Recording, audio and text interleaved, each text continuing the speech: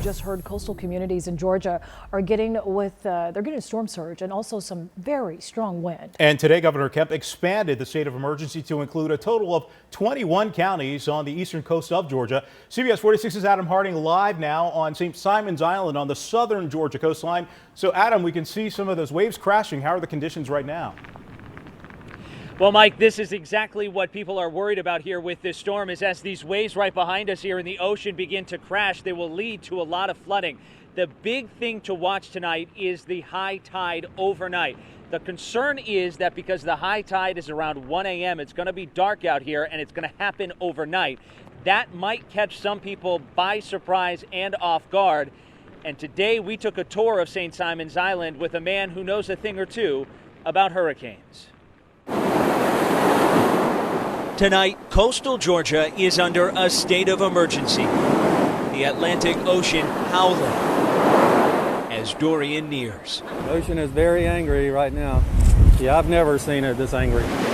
The views at Gould's Inlet, breathtaking. That's why I'm just taking pictures. I mean, it's just and dangerous. Amazing. So every storm it changes. I mean, it's just amazing. Yeah, I think this thing's going to get rough here in a little bit. We're going to probably start getting a lot of these outer bands and getting a lot of rain in here. Brant Davis is known as the unofficial weatherman on St. Simon's Island. But we're ready to go. We got some generators. We're set to go in case we lose power. Plenty of cold beers. He's seen hurricanes here before. You know, everything, all this over here, whoa, that wasn't a good catch. And he gave us a tour of the area. It is a way of life, I guess.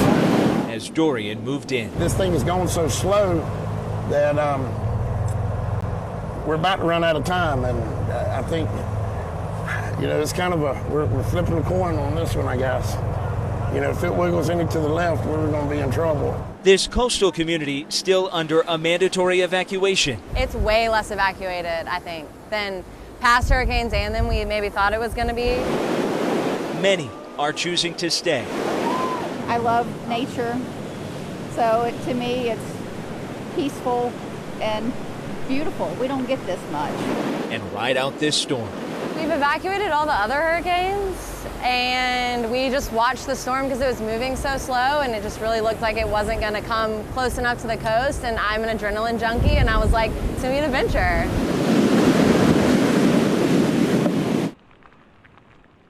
Sean and Mike, it is an adventure that families here are all too familiar with. They see storms this time of year almost each and every year, especially along the coastline.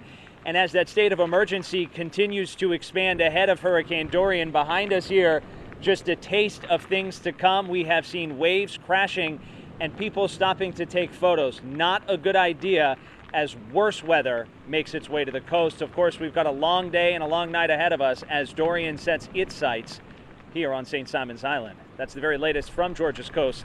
I'm Adam Harding, CBS 46 News.